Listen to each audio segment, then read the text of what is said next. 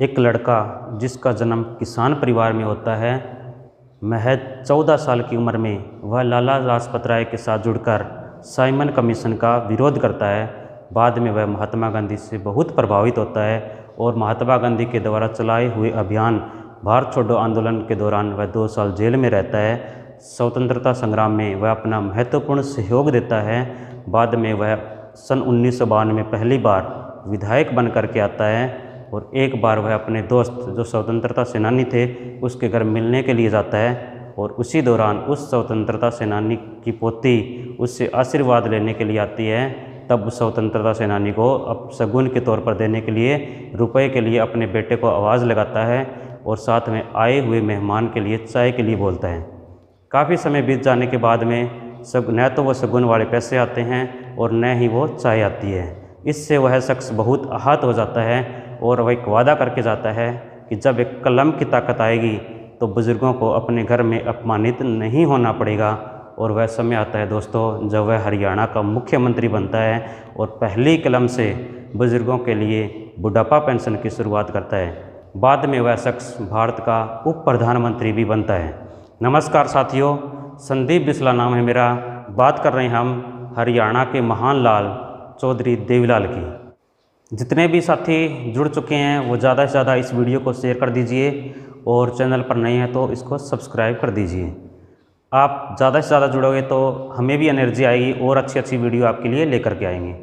चलो आज शुरू करते हैं हम अपना टॉपिक हरियाणा के 5वें मुख्यमंत्री चौधरी देवीलाल। चौधरी देवीलाल के बारे में हम डिटेल से जानेंगे। चौधरी देवीलाल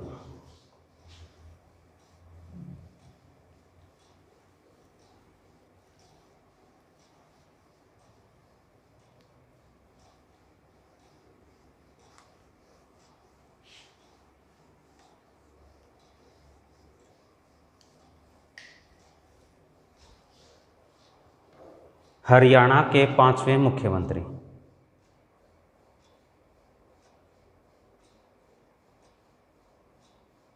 हरियाणा के 5वें मुख्यमंत्री चौधरी देवीलाल।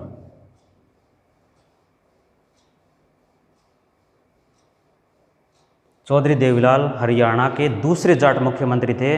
पहले जाट मुख्यमंत्री बंसीलाल थे। बंसीलाल की गोत्र क्या थी साथियों? कमेंट करके बताएं कि बंसीलाल की गोत्र क्या थी जो जाट मुख्यमंत्री थे। और साथ में ये भी कमेंट करके बताएं कि चौधरी देवीलाल की गोत्र क्या थी। चौधरी देवीलाल की गोत्र क्या थी? कमेंट करके बताएं। जो हरियाणा के दूसरे जाट मुख्यमंत्री थे।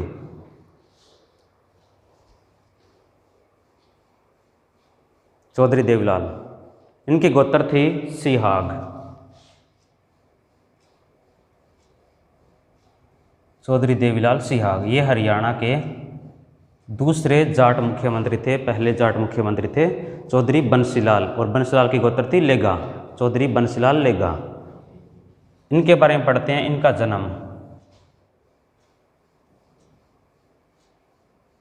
जन्म 25 सितंबर 1914। अब साथी बताएं कि इनका जन्म किस गांव में हुआ था।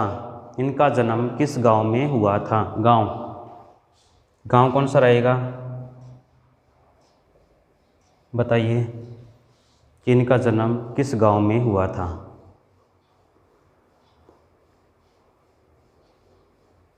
चौधरी देवीलाल का जन्म किस गांव में हुआ? गांव था तेजाखेड़ा।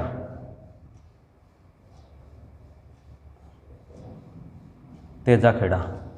तेजाखेड़ा गांव किस ज़िले में आता है? ये तेजाखेड़ा गांव आता है सिरसा ज़िले में। तेजाखेड़ा गांव आता है सिरसा ज़िले में। इनका जन्म हुआ था 25 सितंबर 1914 को। इनके पिता का नाम क्या था? पिता का नाम किसी को पता हो? चौधरी देवीलाल के पिता का नाम? नहीं। लेखराम सिहाग। इनके पिता का नाम है लेखराम सिहाग। इनकी माता का नाम, देवीलाल की माता का नाम था सुगना देवी। सुगना देवी। इनकी पत्नी का नाम, चौधरी देवीलाल की पत्नी का नाम, पत्नी का नाम। कई साथी जिनको पता है ताऊ देवीलाल की पत्नी, हाँ जी बताइए। हर की देवी पत्नी थी, हर की देवी,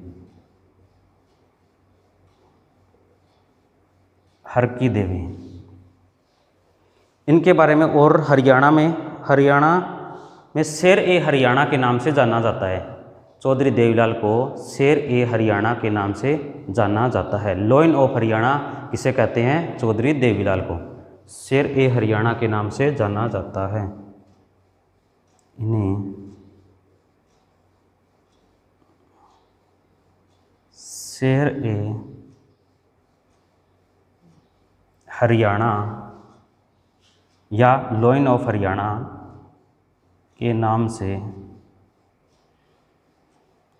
से जाना जाता है। इन्हें शेर ए हरियाणा के नाम से जाना जाता है। लोग प्यार से इन्हें क्या बुलाते हैं? ताऊ। लोग प्यार से इन्हें क्या बुलाते हैं? ताऊ के नाम से बुलाते हैं। कि चौधरी देवीलाल को कौन सी उपाधि मिली थी? ताऊ की उपाधि। प्यार से लोग इन्हें क्या बुलाते थे? ताऊ बुलाते थे। इन्हें राजनीति का किंग मेकर कहा जाता है। राजनीति के किंग मेकर, राजनीति में किंग मेकर के नाम से, किंग मेकर के नाम से, किंग मेकर के नाम से जाने जाते हैं। राजनीति में इन्हें किंग मेकर के नाम से जाने जाते हैं। क्या होता है किंग मेकर? किंग का मतलब राजा, मेकर का मतलब बनाने वाला, राजा बनाने वाला। चलिए इस पॉइंट को समझते हैं कि किंग मेकर इन्हें क्यों कहा जाता है। भारत में आम चुनाव हुए थे। भारत में आम चुनाव, ये बात है 1989 में भारत में आम चुनाव हुए। और उस समय जो पार्टी थी, एक कांग्रेस पार्टी थी,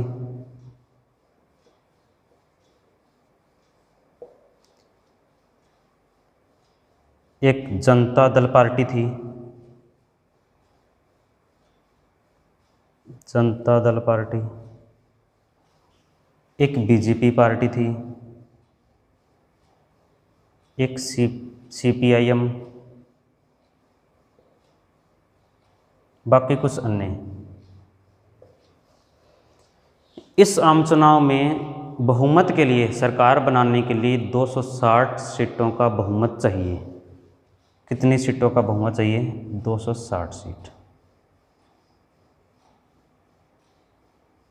260 सीटों का बहुमत। पेपर में तो नहीं आएगा, आप ही की जानकारी के लिए इन्हें किंग मेकर क्यों कहा जाता है।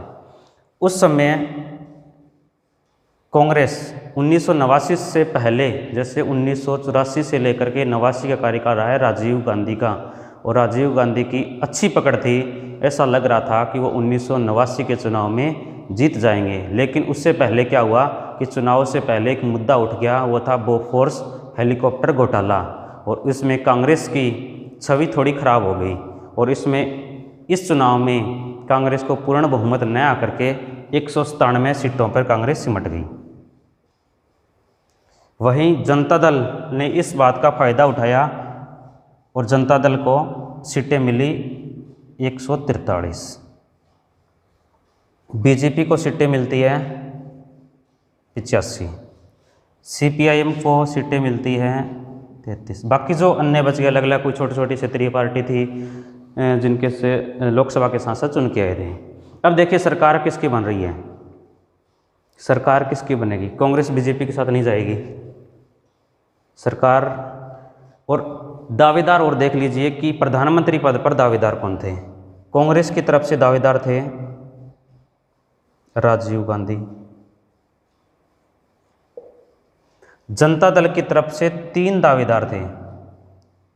एक का नाम था वीपी सिंह, एक का नाम है चंद्रशेखर और एक का नाम था चौधरी देवीलाल। जनता दल की तरफ से प्रधानमंत्री की रेस में 3 सांसद थे, वीपी सिंह, चंद्रशेखर और देवीलाल। वहीं बीजेपी की तरफ से लाल कृष्ण आडवाणी, लाल कृष्ण आडवाणी। अब क्या हुआ कि लाल कृष्ण आडवाणी जो बीजेपी पार्टी से थे और सीपीआईएम, इन दोनों पार्टी ने बाहर से समर्थन किया जनता दल को कि आप सरकार बना लीजिए, हम आपको समर्थन करेंगे, आपको कितने आंकड़ों से पहुंचाएंगे, 260 से ऊपर आंकड़ों में आपको पहुंचा देंगे। अब बारी आती है कि प्रधानमंत्री किसे बनाया जाए। इन दोनों के आपस में बनती नहीं थी, ये चाहता था कि ये पीएम न बने और ये चाहता था कि ये पीएम न बने। अब मामला अटकता गया, हर दिन मीटिंग होती रही कि प्रधानमंत्री किसे बनाया जाए, प्रधानमंत्री किसे बनाया जाए।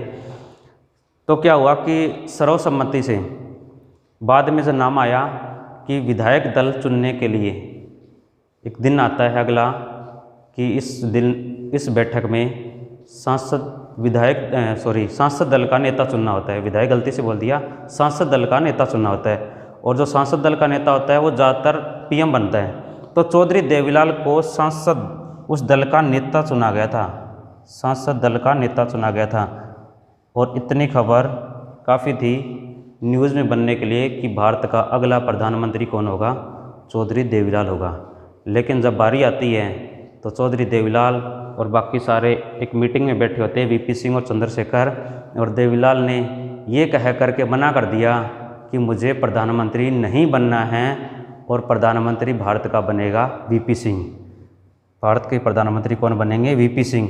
इसमें चंद्रशेखर भी कुछ भी न कर सके क्योंकि चंद्रशेखर किसके फेवर में थे, देवीलाल के फेवर में थे और देवीलाल की बात वो मना नहीं कर सकते थे। इसलिए जब बात आप पर आई तो उन्होंने क्या काम किया, दूसरे को पीएम बनने का मौका दिया गया था। और ये मौका फिर किसको मिला, वीपी सिंह को मिला था। और उस समय क्या डिसाइड हुआ कि भारत के प्रधानमंत्री कौन बनेंगे, वीपी सिंह भारत के प्रधानमंत्री बनेंगे और देवीलाल को कौन सा पद दिया जाएगा, डिप्टी पीएम का पद दिया जाएगा। उप प्रधानमंत्री का पद किसको मिला, चौधरी देवीलाल को मिला और भारत के प्रधानमंत्री कौन बने, वीपी सिंह बने। चलिए साथी आगे करते हैं। इससे पहले आप एक स्क्रीनशॉट ले लीजिए इसका।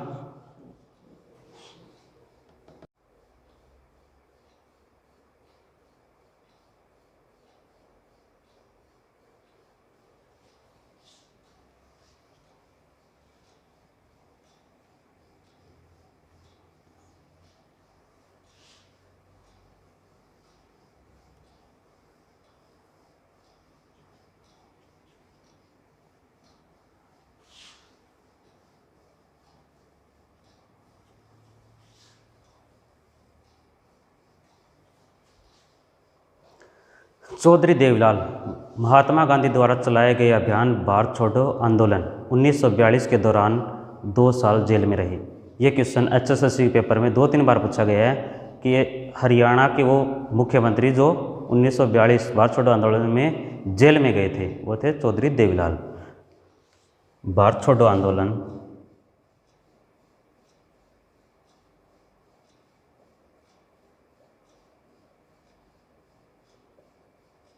भारत छोड़ो आंदोलन 1942 के दौरान 2 साल जेल में रहे, 2 साल जेल में रहे। ये हरियाणा के एकमात्र ऐसे मुख्यमंत्री थे जिन्होंने आज़ादी की लड़ाई लड़ी, स्वतंत्रता संग्राम में हिस्सा लिया था। तो वो हरियाणा के एकमात्र ऐसे मुख्यमंत्री कौन थे, तो वो थे ताऊ देवीलाल, जिन्होंने आज़ादी की लड़ाई लड़ी हो। हरियाणा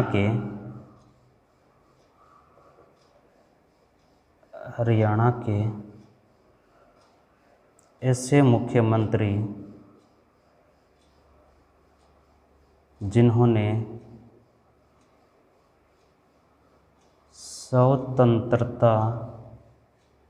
स्वतंत्रता संग्राम में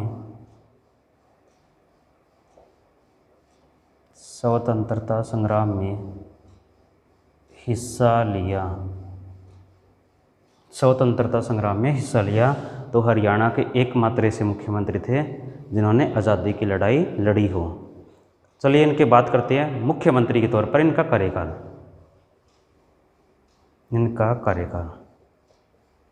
मुख्यमंत्री के तौर पर कि हरियाणा में चौधरी देवीलाल मुख्यमंत्री कब बने, तो साथी कमेंट करके बताएं कि किस सन में चौधरी देवीलाल हरियाणा के मुख्यमंत्री बने थे। हाँ जी जल्दी, चौधरी देवीलाल हरियाणा के मुख्यमंत्री किस वर्ष बने। इनका कार्यकाल रहा है 1977 से लेकर के 79। इनका कार्यकाल रहा है 1977 से 1979, 2 साल का कार्यकाल। बाद में फिर बने थे हरियाणा के मुख्यमंत्री 87 से लेकर के 89, 2 साल पहले 2 साल बाद में, 4 साल का कार्यकाल रहा है मुख्यमंत्री के तौर पर। अब बात करेंगे इनकी पार्टी। तो स्टूडेंट बताइए इनकी पार्टी कौन से थे, यहाँ से पर मुख्यमंत्री बने किस पार्टी से बने, इस कार्यकाल के दौरान मुख्यमंत्री बने तो किस पार्टी से बने थे। जल्दी बताइए कमेंट करके कि इनकी पार्टी कौन सी थी, किस पार्टी से थे, कौन सी पार्टी थी इनकी। इनकी पार्टी थी जनता पार्टी।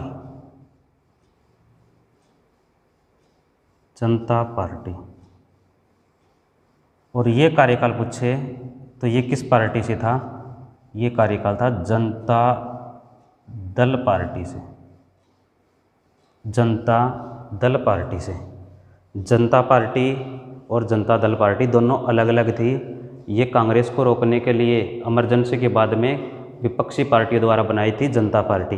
और ये वो पार्टी थी, इसमें कई सारी पार्टियां शामिल थी, जैसे जनता पार्टी शामिल थी, समाजवादी जनता पार्टी शामिल थी, लोकदल नाम से एक पार्टी थी वो शामिल थी, अजीत जोगी की जो पार्टी थी वो इसमें शामिल थी। कई सारी पार्टियों को मिलकर के जो बनाई गई पार्टी थी वो जनता दल था। अब बात करेंगे कि इनका कार्यकाल की पूर्ण बहुमत आया था। यहाँ पूर्ण बहुमत था, सरकार 5 साल चल सकती थी, लेकिन इनकी सरकार 2 साल ही कैसे चली, इनको समझते हैं। हरियाणा में पहली विधानसभा कब लगी, कल बताया था आपको कि हरियाणा में पहली विधानसभा कब लगी, 66 में। जल्दी बताइए अगली विधानसभा कब लगी, 67 में। अगली विधानसभा हरियाणा में कब लगी थी, 68 में। अगली विधानसभा कब लगी थी, 72, 77, 1982, 1987, 1991, 96, 2000, 2005, 2014, 2009, 2009, 2014 और 2019। तो ये कौन सी विधानसभा है 2019 में, 14वीं विधानसभा चल रही है। पहली विधानसभा कब थी, 1966 में। यहाँ पर चुनाव हुए थे। इस चुनाव में चौधरी देवीलाल पूर्ण बहुमत से सरकार बनाई थी। तो ऐसा क्या हुआ कि चुनाव कब होने आगे, 1982 में। 5 साल सरकार चलनी थी, लेकिन इनकी सरकार कितने साल चली, सिर्फ 2 साल। ऐसा क्या हुआ वो समझिए कि यहाँ पर हरियाणा के सीएम थे देवीलाल, और इन्हीं की सरकार में, देवीलाल की सरकार में डेयरी मंत्री थे जिनका नाम है चौधरी भजनलाल।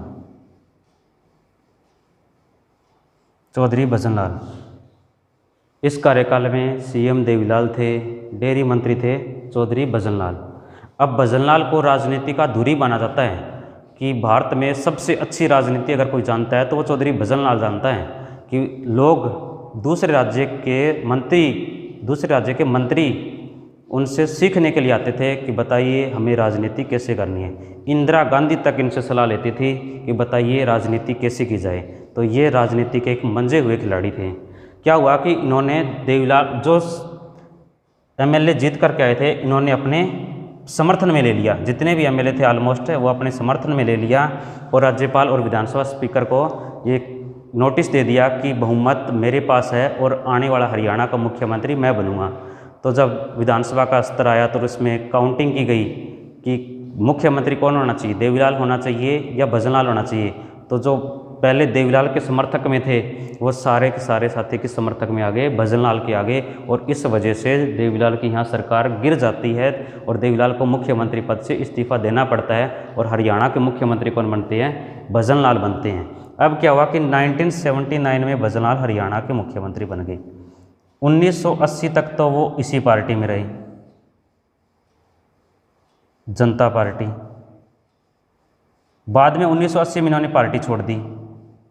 1980 से लेकर के 1980 के बाद में वो कौन सी पार्टी में आ गए, वो कांग्रेस पार्टी में आ गए। अब ये कार्यकाल चला कांग्रेस पार्टी से। फिर बाद में 1982 में फिर चुनाव हुए। चुनाव होने के बाद में फिर भजनलाल जीत गए। जीतने के बाद में फिर कांग्रेस के सीएम बने भजनलाल। यहाँ पर सीएम बनते हैं भजनलाल कि एक ही पार्टी में रह करके अपने मुख्यमंत्री को इस्तीफा देना पड़ा और खुद डेयरी मंत्री होकर के बाद में वो हरियाणा के मुख्यमंत्री बने। एक साल उन्होंने जनता पार्टी में रहे, बाद में इन्होंने कांग्रेस पार्टी ज्वाइन कर ली। जब 1982 का ये चुनाव आया तो इस चुनाव में भजनलाल फिर जीत गए और जीतने के बाद हरियाणा में फिर सरकार चलाई। तो ये था कि इनका कार्यकाल 2 साल कैसे रहा। इस वजह से चौधरी देवीलाल का कार्यकाल सिर्फ 2 साल रहा है। एक बार स्क्रीनशॉट ले लीजिए इनका।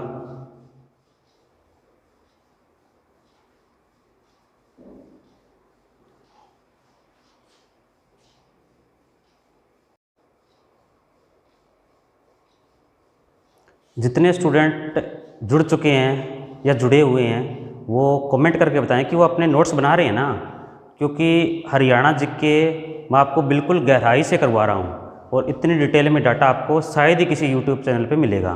तो नोट्स बनाते रहिए साथ ही साथ। बहुत इंपॉर्टेंट डाटा है ये हरियाणा जीके, जो 25% आता है हरियाणा HSSC के एग्ज़ाम में।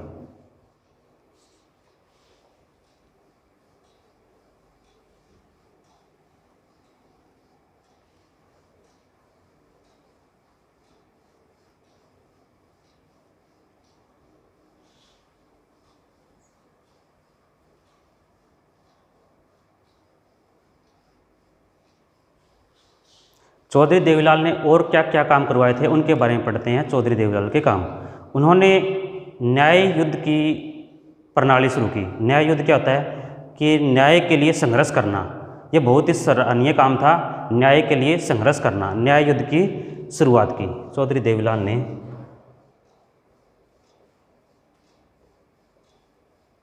चौधरी देवीलाल ने न्याय युद्ध होता है न्याय के लिए संघर्ष। न्याय के लिए संघर्ष। चौधरी देवीलाल ने न्याय युद्ध की शुरुआत की।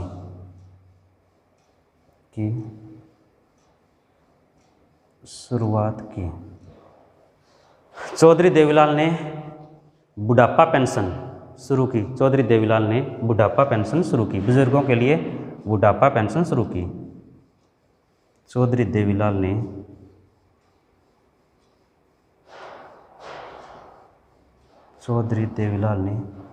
बुजुर्गों के लिए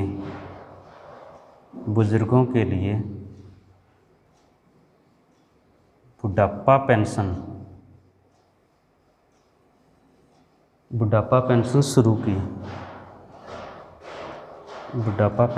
शुरू की। तो ये बुढ़ापा पेंशन किस वर्ष शुरू की थी? जब चौधरी देवीलाल का दूसरा कार्यकाल आया था। कब बने थे हरियाणा के मुख्यमंत्री? 1987 में। तो 1987 में आते ही अपनी पहली कलम से बुढ़ापा पेंशन की शुरुआत की। कब की थी? 1987। तो बुजुर्गों को कितने रुपए पेंशन मिलेगी हर महीने? कितने रुपए थी स्टार्टिंग में? कमेंट करके बताइए साथियों, कितने रुपए दिए थे हर महीने, कितने रुपए देने थे बुढ़ापा पेंशन के तौर पर? हाँ जी जल्दी। 100 रुपये। 100 रुपये महीना। 100 रुपये महीना। और क्या काम करवाया था चौधरी देवीलाल ने? चौधरी देवीलाल ने गांव में हरिजन चौपाल की शुरुआत की। तो गांव में जो हरिजन चौपाल बनी हुई है वो इन्हीं के देन है, चौधरी देवीलाल की ही देन है। चौधरी देवीलाल ने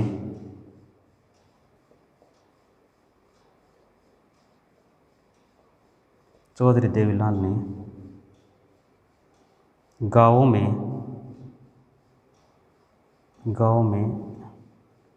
हरिजन चौपाल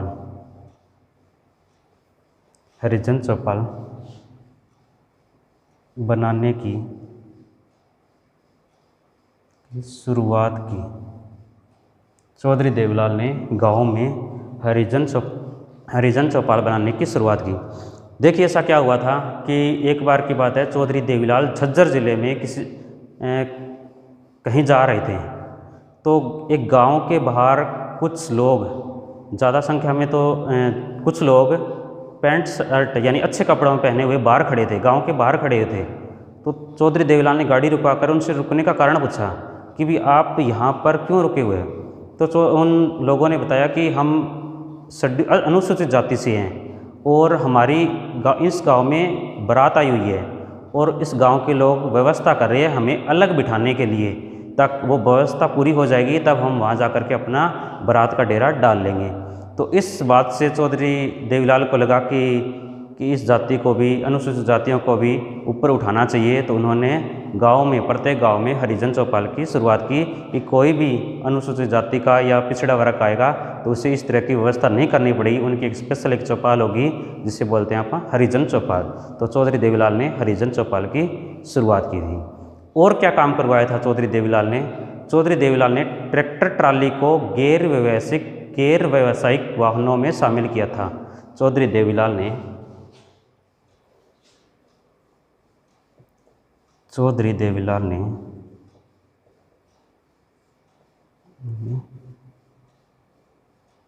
ट्रैक्टर ट्राली को गैर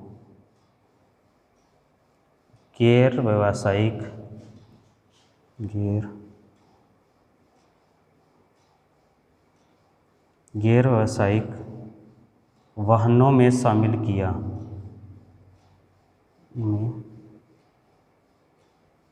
गैर व्यावसायिक वाहनों में शामिल किया।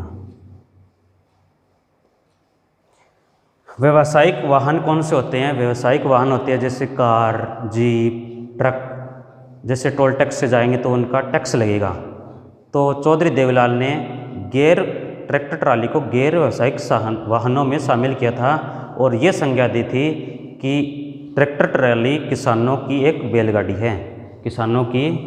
है, इसलिए इस पर कोई टैक्स नहीं लगना चाहिए। तो ट्रैक्टर ट्राली को किसानों की बैलगाड़ी कहा था, किसानों की बैलगाड़ी। और ये मुद्दा अब मौजूदा सरकार में इसलिए उठ गया क्योंकि जो मौजूदा सरकार है उन्होंने ट्रैक्टर ट्राली को व्यावसायिक वाहनों में शामिल कर लिया और ये बात किसानों के लिए अच्छी नहीं है। और जब भी कोई किसान दुखी होता है तो वो ईश्वर से यही प्रार्थना करता है और देवीलाल के प्रति अपनी संवेदना प्रकट करते हुए कहता है कि ताऊ तन्ने फिर आना पड़ेगा। तो ये थे किसानों के मसीहा चौधरी देवीलाल।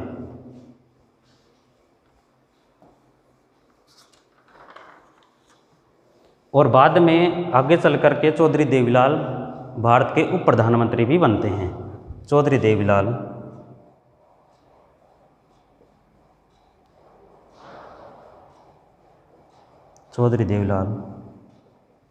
भारत के उप प्रधानमंत्री बने। तो ये कब बने थे? 1989 के चुनाव में। 1989। भारत के उप प्रधानमंत्री कौन से नंबर के थे? कौन से नंबर के उप प्रधानमंत्री बने थे? ये बने थे छठे नंबर के। भारत के छठे नंबर के उप प्रधानमंत्री कौन बने थे? चौधरी देवीलाल बने थे। इनका कार्यकाल कितने साल का रहा था? तो ये 2 साल तक भारत के उप प्रधानमंत्री पद पर रहे, 1989 से लेकर के 1991 तक।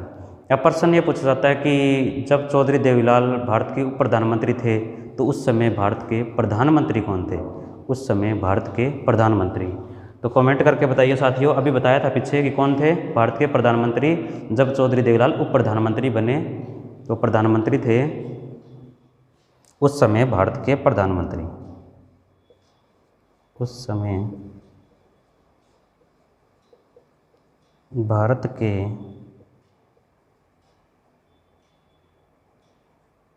प्रधानमंत्री, उस समय भारत के प्रधानमंत्री कौन थे? तो वो थे वीपी सिंह। वीपी सिंह, और वीपी सिंह का पूरा नाम है विश्वनाथ प्रताप सिंह। विश्वनाथ प्रताप सिंह। जब ये प्रधानमंत्री बने तो इनका कार्यकाल ज़्यादा समय तक नहीं चला, क्योंकि चौधरी देवीलाल और चरण सिंह इनके कार्यकाल से खुश नहीं हुए, क्योंकि 1-2 आंदोलन भी उनके कार्यकाल में हो चुके थे। तो इनको इस्तीफा देना पड़ा पीएम पद से। 1 साल वह भारत के प्रधानमंत्री रहे थे, 1989 से लेकर के 1990। और बाद में जो अगला कार्यकाल आता है 1990 से 91, उस समय भारत के प्रधानमंत्री वीपी सिंह को हटा करके चरण सिंह को दे दिया जाता है, हटा करके चंद्रशेखर को दे दिया जाता है।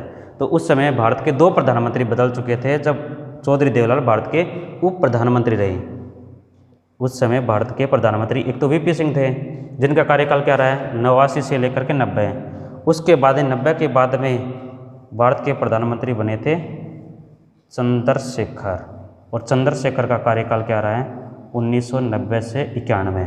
अब क्वेश्चन ये पूछा जाता है कि चौधरी देवीलाल भारत के उप प्रधानमंत्री कितनी बार बने? तो आंसर देना होगा 2 बार बने थे। एक कार्यकाल कब था? जब वीपी सिंह प्रधानमंत्री थे। कितने साल का कार्यकाल था? 1989 से 90, 1 साल का कार्यकाल। और दूसरी बार जब उप प्रधानमंत्री थे तो चंद्रशेखर के कार्यकाल में, तो चंद्रशेखर का कार्यकाल क्या था 1990 से लेकर के 1991, 1 साल के लिए। ये एक बार साथियों इनका स्क्रीनशॉट ले लो, स्क्रीनशॉट ले लीजिए।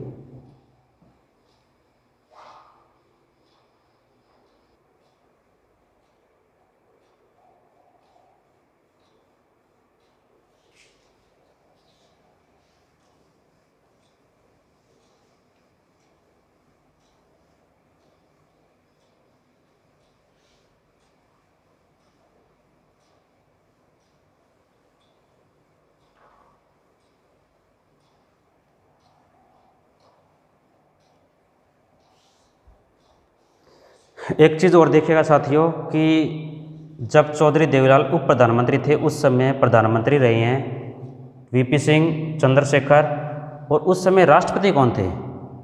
जब चौधरी देवीलाल भारत के उप प्रधानमंत्री थे तो उस समय भारत के राष्ट्रपति, उस समय भारत के राष्ट्रपति, तो राष्ट्रपति थे are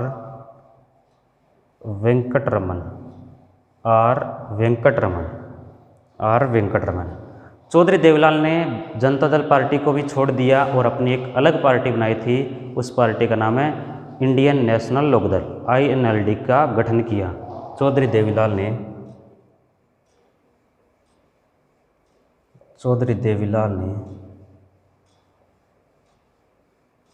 INLD, Indian National Lokdal, Indian National Lokdal, या फिर हम इस पार्टी को कह सकते हैं भारतीय राष्ट्रीय लोकदल, क्योंकि ये क्वेश्चन पेपर में आ चुका है HSSC में कि भारतीय राष्ट्रीय लोकदल की स्थापना किसने की? तो इनेलो होता या INLD होता या इंडियन नेशनल लोकदल होता तो बच्चे आसानी से आंसर दे पाते। तो यहाँ पर वो कन्फ्यूज हो गए थे स्टूडेंट कि भाई इसका आंसर क्या रहने वाला है। तो एक ही बात है, INLD कह दो, इंडियन नेशनल लोकदल कह दो, भारतीय राष्ट्रीय लोकदल कह दो। INLD की स्थापना की कब की थी? 1996 में। 1996 में INLD की स्थापना की। 1996 में INLD की स्थापना की। और इनका निधन कब हुआ? और इनका चुनाव चिन्ह, INLD का चुनाव चिन्ह सभी साथियों को पता है, चुनाव निशान, इनका चुनाव निशान ऐनक, इनका चुनाव निशान क्या है? ऐनक। चौधरी देवीलाल का निधन कब हुआ? चौधरी देवीलाल का निधन, इनका निधन हुआ था साथियों 6 अप्रैल 2001 को इनका निधन हुआ। जो प्रसिद्ध होता है उनकी समाधि बनी होती है, जैसे महात्मा गांधी की समाधि है राजघाट, इसी तरह से इन्हीं की भी समाधि बनी हुई है। उस समाधि का नाम क्या है? चौधरी देवीलाल की समाधि स्थल। चौधरी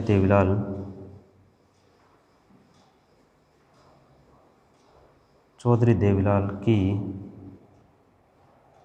समाधि स्थल, उस समाधि स्थल का नाम है संघर्ष स्थल। संघर्ष स्थल, उस समाधि का नाम है संघर्ष स्थल। और ये समाधि है कहाँ पर? ये समाधि कहाँ बनी हुई है? दिल्ली में बनी हुई है। तो ये था चौधरी देवीलाल के बारे में डिटेल। आप एक बार इनका स्क्रीनशॉट ले लीजिए।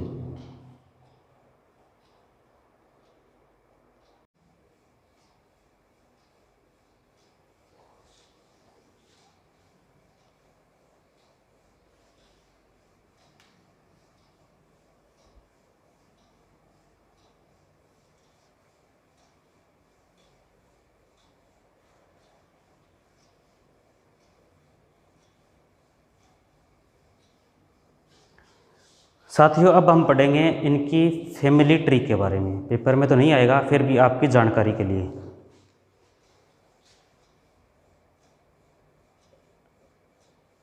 देवीलाल, देवीलाल के 4 पुत्र थे।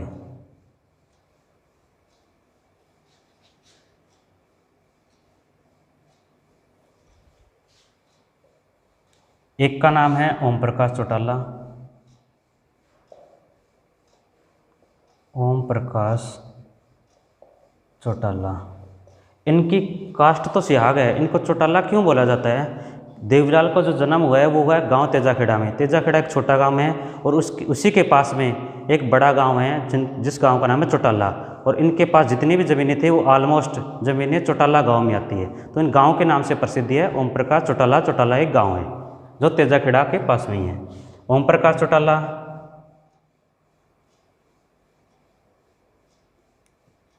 प्रताप चौटाला, ये वर्तमान में इस दुनिया में नहीं है। रणजीत सिंह चौटाला,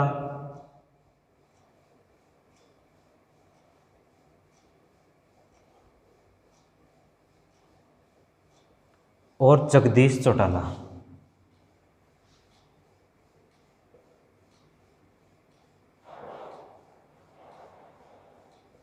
जगदीश चौटाला ये भी इस दुनिया में नहीं है। ओम प्रकाश चौटाला, इनके 2 पुत्र थे।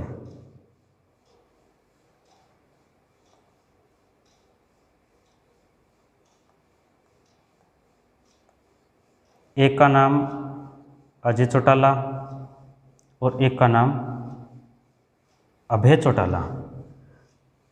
अजय चौटाला की पत्नी का नाम है नैना चौटाला, जो वर्तमान में JGP से विधायक है। अजय चौटाला के 2 पुत्र हैं। एक का नाम है दुष्यंत चौटाला और एक का नाम है दिग्विजय चौटाला। दुष्यंत और दिग्विजय। अभय चौटाला के भी 2 पुत्र हैं। एक का नाम है करण चौटाला और एक का नाम है अर्जुन चौटाला। कर्ण और अर्जुन, यह है ओम प्रकाश चौटाला की फैमिली। अब प्रताप चौटाला।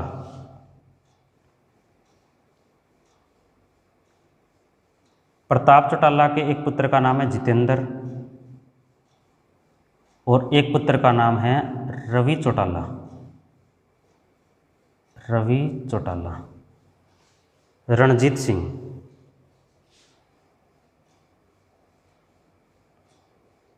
रणजीत सिंह के पुत्र का नाम है संदीप और गगनदीप। संदीप इस दुनिया में नहीं है। जगदीश चौटाला के 3 पुत्र हैं।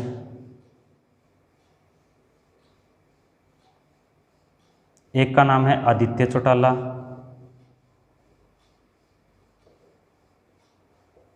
एक का नाम है अनिरुद्ध और एक का नाम है अभिषेक। एक का नाम है अभिषेक। ये थी चौधरी देवीलाल की फैमिली ट्री। अब वर्तमान की बात करें, रणजीत सिंह चौटाला निर्दलीय चुनाव लड़ा था और वर्तमान में जेल मंत्री और बिजली मंत्री हैं। ये हरियाणा के वर्तमान में उप मुख्यमंत्री हैं। विधायक ये बन चुके हैं। ये बिजनेसमैन हैं, ये लॉयर हैं। आदित्य चौटाला भी राजनीति में हैं। अब पीछे इनके बीच में दुष्यंत और अभय चौटाला के बीच में ये संघर्ष हुआ था कि चौधरी देवीलाल का असली वारिस कौन है। तो ये तो इनेलो पार्टी में ही रह गए और इन्होंने अपनी अलग पार्टी बना ली। वो पार्टी है जननायक जनता पार्टी। तो इसलिए संघर्ष हुआ था कि ताऊ देवीलाल का असली वारिस कौन है। ये था साथियों चौधरी देवीलाल के बारे में। आपको ये वीडियो कैसी लगी है? अगर आपको ये वीडियो अच्छी लगी है तो ज़्यादा से ज़्यादा इस वीडियो को शेयर कीजिए, हमारे चैनल को सब्सक्राइब कीजिए, लाइक कीजिए, कमेंट कीजिए। धन्यवाद साथियों।